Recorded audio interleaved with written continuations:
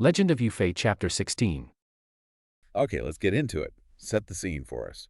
We start with two key figures, right? Exactly. You've got the Jin General Wu Zu, who's pretty powerful, and alongside him, his military advisor, Hami Chi, who the text paints as exceptionally sharp. And the whole thing kicks off when Wuzu's soldiers capture someone, a man they just assume is a commoner. Right, just some guy. But Hami Chi, he immediately flags something. What is it? What sets off his alarm bells? Well, this is where you see that expert eye. Wu Zu might have just waved him off, but Hami Chi notices the man's composure. He's too calm. Too calm for a commoner facing a powerful general. Precisely. The source notes he doesn't show fear, he speaks clearly, fluently.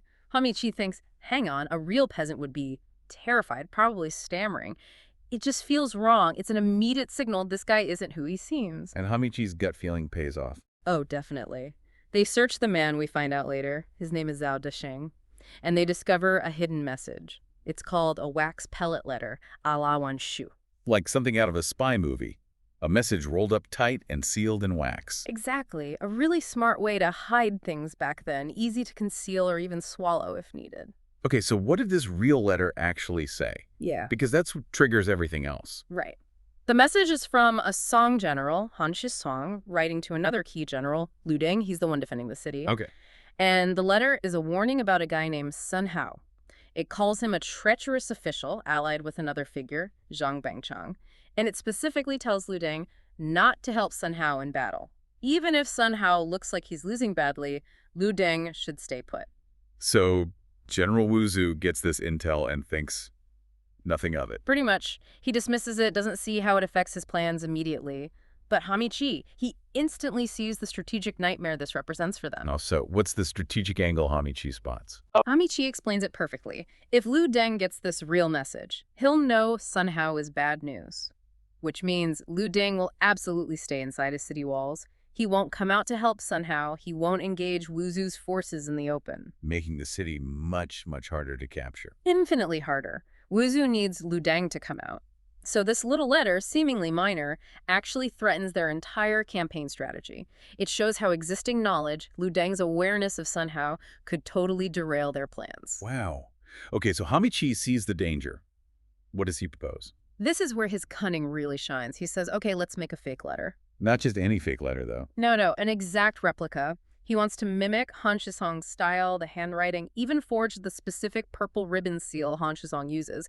It's incredibly detailed, very ambitious forgery. And the goal of this fake? Pure deception. The fake letter will tell Lu Deng the opposite of the real one. It'll instruct him that he should march out and assist Sun Hao. Luring him out of the city. Exactly. Draw him out of his fortress, leave the city vulnerable, and then Wuzu's forces can sweep in. It's a classic feint, but the level of detail in the forgery is what makes it so daring. And what about the original messenger, Zhao Desheng, the guy they caught? Ah, yes. Wuzu just wants him killed.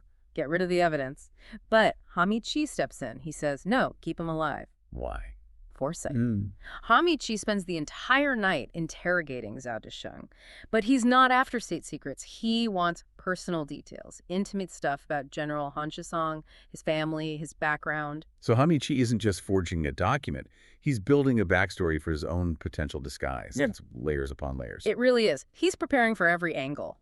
And this deep prep gives him the confidence for his next move, which is incredibly bold. What does he do? He decides he will deliver the fake letter himself, disguised as Zhao Desheng. Wow. He knows the risk, right? Going into the enemy camp like that. Oh, absolutely. He even tells Wuzu, if I don't make it back, just look after my family. It shows his conviction, but also just how high the stakes are. He's betting everything on this disguise. Okay, so Hamichi, dressed as Zhao Desheng, arrives at Lu Deng's city. What happens? Does Lu Deng just let him in? Not a chance. Lu Deng is cautious, very cautious. He doesn't open the main gates. Instead, he has Hami Chi hoisted up the city wall in a large basket. Okay, standard procedure maybe. But here's the clever part. He doesn't pull the basket all the way up. He leaves Hami Chi dangling just below the top of the wall at the battlements. Ah, so Hamichi is stuck. Yeah. Exposed, can't easily attack or escape. Exactly. A very smart defensive posture. And then, before even asking for the letter, Lu Deng starts grilling him. The interrogation. Yes, and it's incredibly specific. Lu Deng tests the disguised Hami Chi with personal questions about General Han Shisong. Things only a real associate might know. Like what? He asks about Han Shishang's famous achievement, pacifying the Liangshan outlaws. Then he asks about Han's wife, Lady Liangxi, who was famous in her own right for commanding troops. Wow, okay. Deep cuts. And then even more personal, he asks about Han Shishang's two sons, Han Shenge, who's 15, and the younger one, Han Yamzi, who's only 3 or 4 years old. Very precise details. Yeah, Hamichi, does he know all this? He nails it. Every question. Thanks to that all-night interrogation of the real Zhao Desheng, Hamichi answers everything correctly. His disguise seems absolutely solid. So Lu Deng must be convinced at this point. It seems that way. Only after Hamichi passes this verbal test does Lu Deng finally say, okay, give me the letter. And he makes Hamichi hand over the wax pellet while he's still hanging there in the basket. Okay, the moment of truth. Lu Deng gets the letter. He opens it, reads it, and this is where the plan starts to fray. The content, the instruction to go out and help Sun Hao, immediately raises suspicion. Because Lu Deng already knows Sun Hao is untrustworthy. Exactly. His existing intelligence conflicts directly with the message. So his guard is already up. The message itself feels wrong. But it's not just the message content that gives it away, is it? There's something else. This is the amazing part. Suddenly, Lu Deng notices something odd. He smells a distinct odor. The text calls it Yang Sao Qi, a sheep smell, basically mutton odor. A sheep smell? Where would that come from? He even asks his guards nearby, hey, have you guys been eating mutton? They say no. So it's not them. He sniffs the letter itself, confirms the smell, and then, the source says, he just bursts out laughing. He figures it out just from the smell. Just like that. He realizes the entire intricate plan, the forgery, the disguise, everything is a lie, all because of this one tiny, unexpected sensory detail. The smell of sheep. That's incredible. It makes you wonder, doesn't it? How often do we miss things because we're not paying attention to all the signals? Not just what we read or hear, but, the things that just feel or smell. Absolutely. Hamichi planned for the visual forgery, the verbal interrogation, the logic of the message. But he didn't account for the smell, Yang Sao Qi, an unforeseen variable. So Lu Deng knows. What does he do now? He's got Hamichi dangling there. He totally calls him out, taunts him, calls him a stinky slave, basically, and demands the truth. On Hamichi, does he try to keep up the act? Nope. Game over. He's actually impressed, according to the text, by Lu Deng's wisdom. He confesses everything, reveals his true identity as the Jin military advisor. He even quotes an idiom. Yeah, quite cheekily, considering his situation. He says something like, "See you later," knowing there's a tiger on the mountain, still acting as a woodcutter. Basically admitting he knew Lu Deng was dangerous, but tried his luck anyway. Take some nerve. So Lu Deng has him. What's the punishment? Execution. You'd think so, right? But Lu Deng does something really interesting and kind of brutal in a different way. He orders his men to cut off Hamichi's nose. His nose. Ouch. But not kill him. Not kill him. And Lu Deng explicitly says why. He doesn't want the world thinking he killed Hamichi because he was afraid of his strategies. It's about managing perception, even in victory. Humiliation, not elimination. It speaks volumes about Lu Deng's confidence. Wow. So Hamichi is released, minus his nose. Yeah, he flees, trying to cover his face, makes his way back to General Wuzu. And Wuzu's reaction must have been intense. Furious. His top advisor returns disfigured. The plan totally failed. The text says Wuzu swears revenge for the humiliation. Jin forces. They're led by Hamichi. He has a scarred nose. Yep. Their plan is stealthy. Attack Lu's Watergate, over 1,000 guys, planning to swim under the cover of darkness. Seems like a solid plan, maybe. But Lu Deng, the Song defender, he was ready for this. Oh, absolutely. His defensive strategy for that Watergate was, well, pretty brilliant, actually. He'd rigged it up with nets. Nets. Okay. Yeah, nets. But each one had these little copper bells attached. So the second someone touched a net... the bells would ring. Exactly. Bells ring. And that was the signal to deploy grappling hooks. Instant alarm. Wow. And the result for that first wave of Jin soldiers?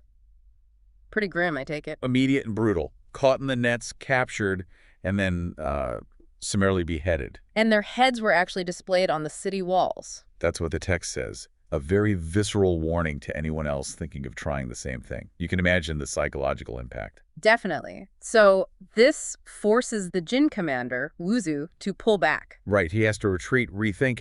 But his reaction is interesting. He doesn't just delegate. No. He decides to lead the next assault himself. Takes 1,000 men, waits until 3 a.m. 3 in the morning. He's leading it personally. Yeah.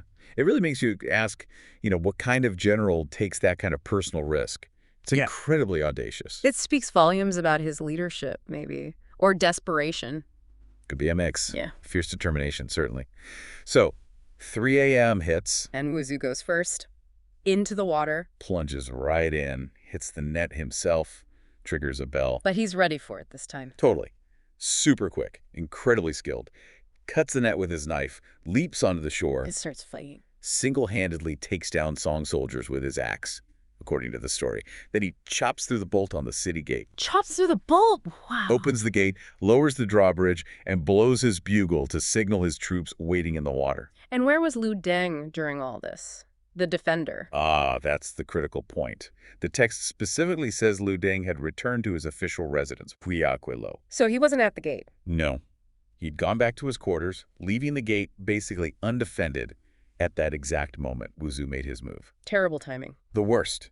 It allowed the Jin forces to just pour into Luan's city. So the news reaches Lu Deng. The city's fallen. How does he react? His reaction is immediate and, well, heartbreakingly dutiful. He says something like, "This city is lost. How can I possibly live? I must die for my country." Just accepts his fate, tied to the cities. Completely. And his wife. Her reaction is just as profound. What does she say? She declares, "If my husband dies in loyalty, I shall die in chastity." Total devotion.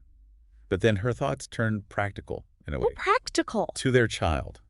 She instructs the wet nurse, Yeah. tells her she must raise their son. She calls him this bit of flesh and blood. To ensure the family line continues. Exactly. The continuation of the Lu lineage is paramount. And then the tragedy unfolds. Yes, a double self-sacrifice.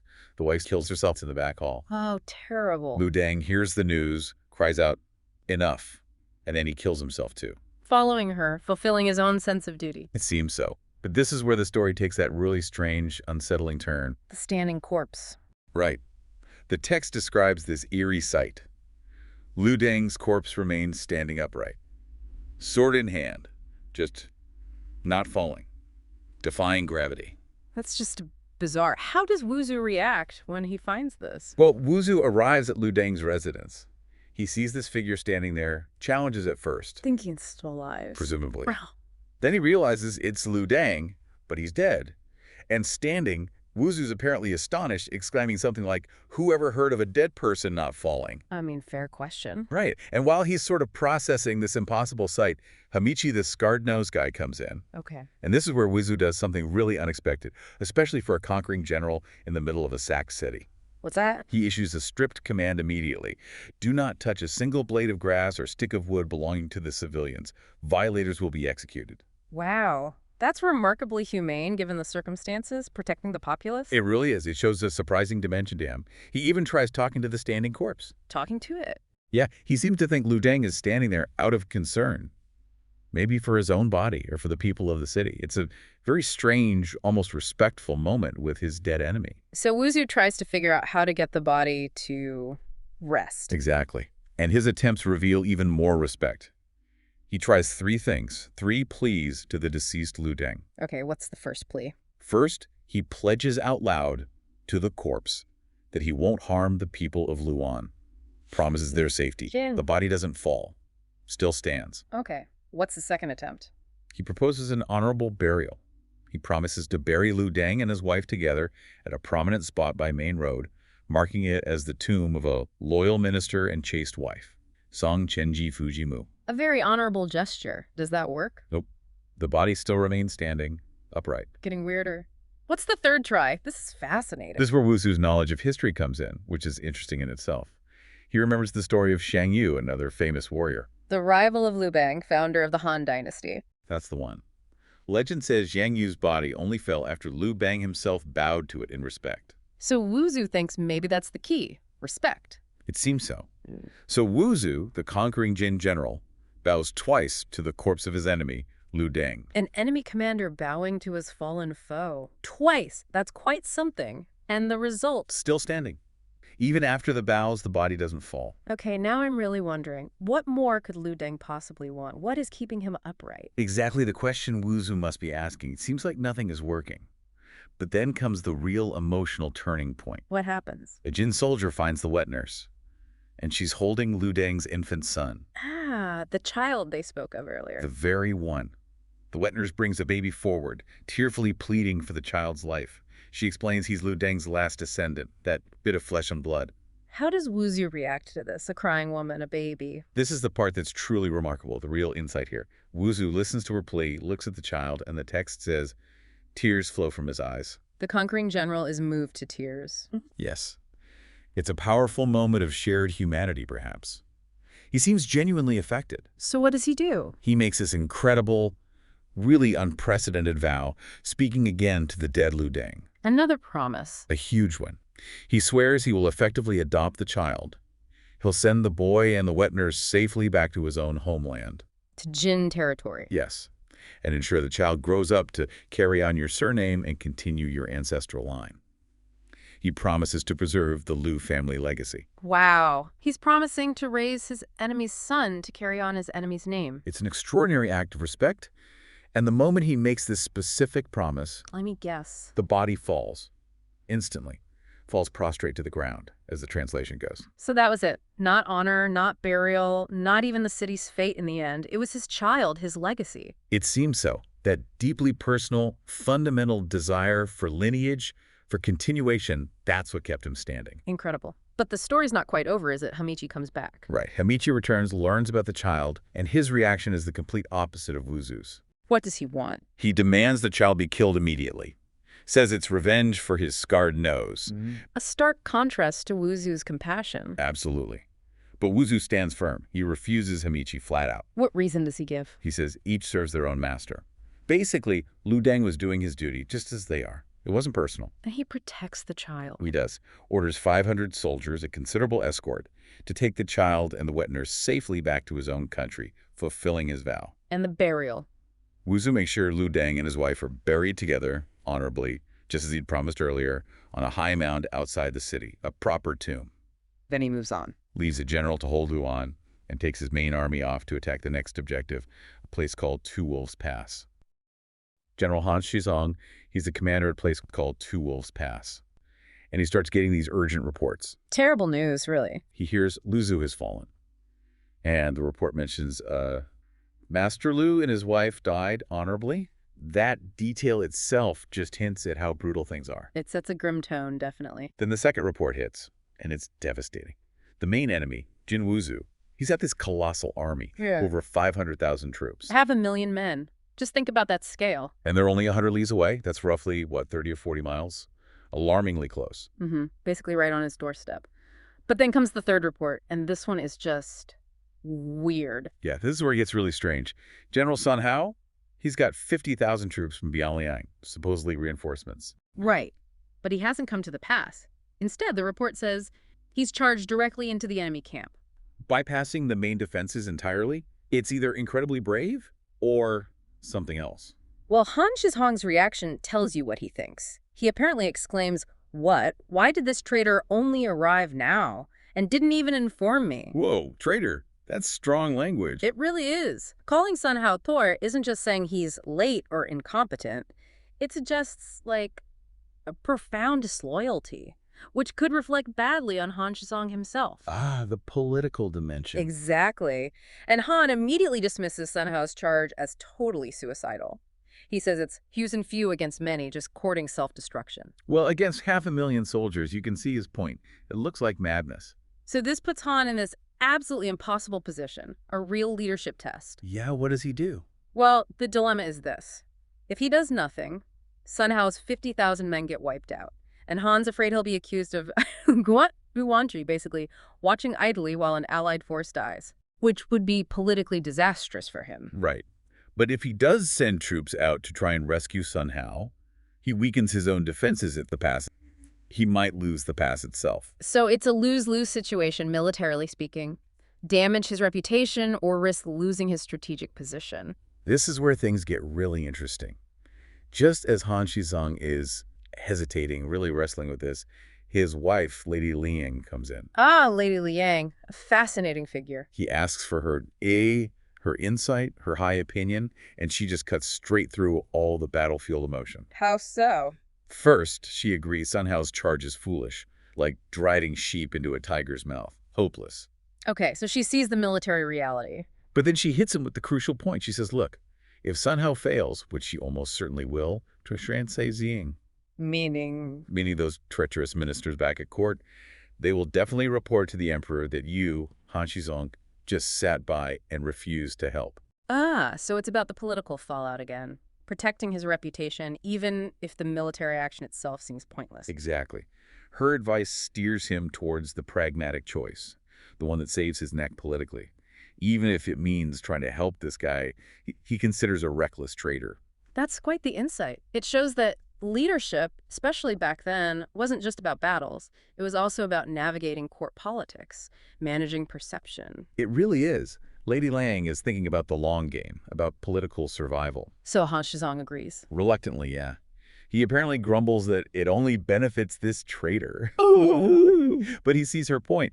He puts out the call for a volunteer to lead this, well, probably doomed rescue mission.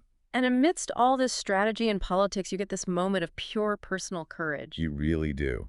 His own eldest son, Han Shang, steps forward, eager to lead the rescue. Wow, sending his own son, that's heavy. It is. And Lady Lang, she pulls her son aside. And the advice she gives him is just, wow.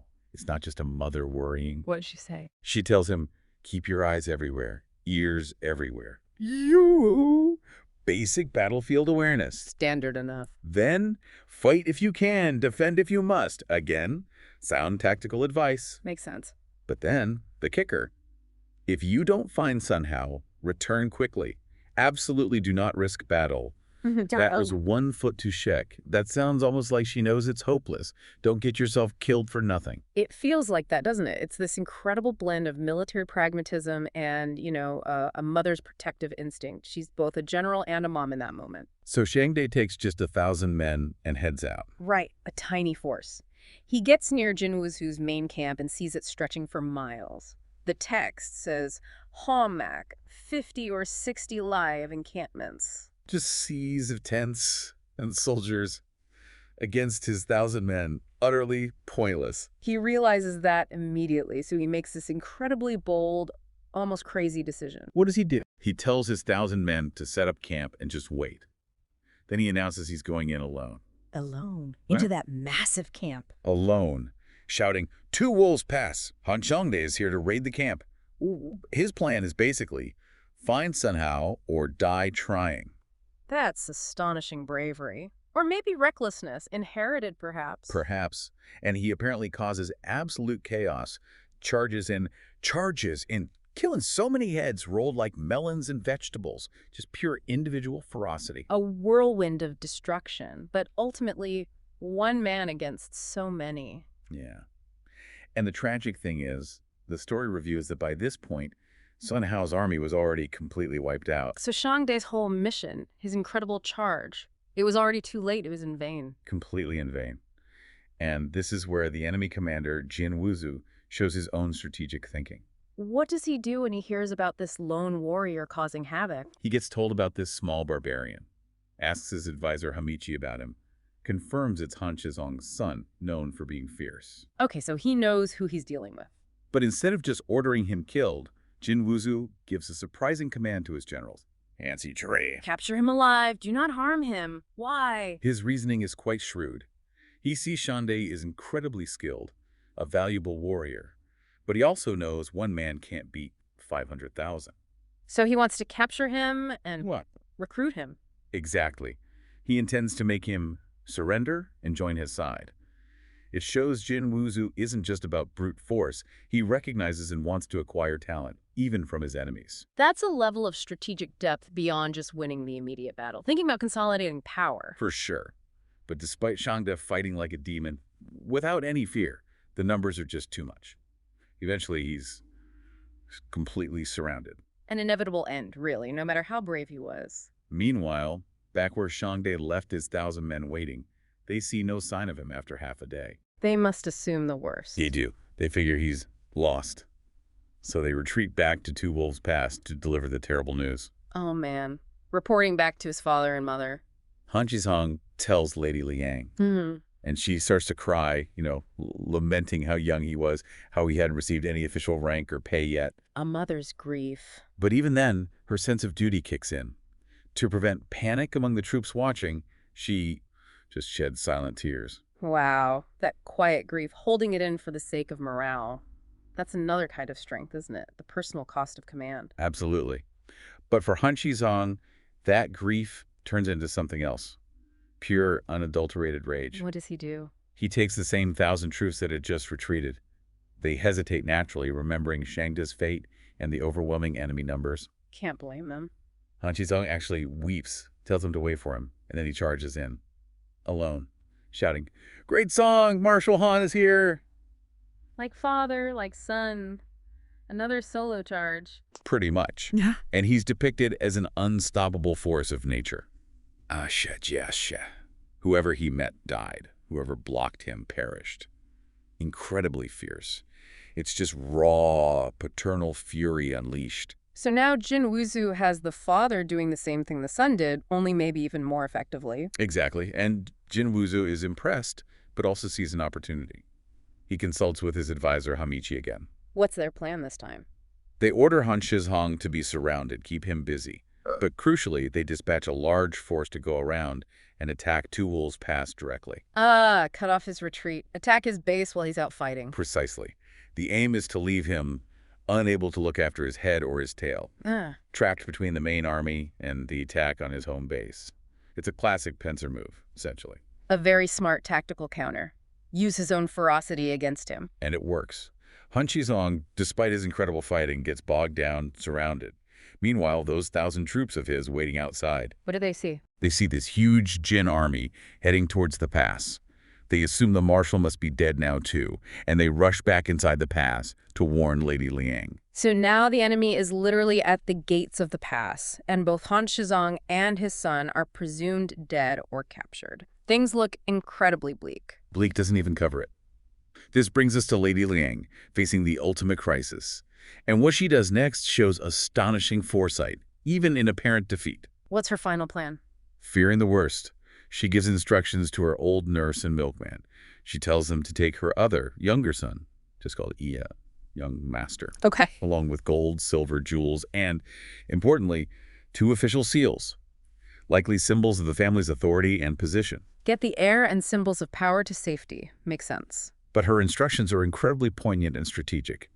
She tells them, if by some miracle I win, you can bring him back. And if not? If she dies defending the pass, they are to raise the child as their own, keep his identity secret. And then, Chu Fu. Wow. When he comes of age, send him to the court so he can inherit his father's position. By no means must you fail. Exactly. Even facing imminent death, she's planning for the long-term continuation of the family legacy, their service to the state. It's about ensuring the lineage, the influence, survives, even if she and her husband don't. That's incredible strategic thinking under duress. It's not just about survival. It's about preserving the family's place in the world. And it highlights the vital role women often played off the battlefield in securing that kind of future. It really is an astonishing moment. Sacrifice, foresight, legacy planning, all rolled into one desperate gamble as Jin Wuzu's forces arrive to storm the pass. The situation is described so vividly, too, like waves pushing waves on the Yangtze, moon chasing shooting stars, wind carrying clouds, just relentless pressure. A truly climactic, desperate moment. The fate of this family, maybe even the fate of the pass, hanging by a thread.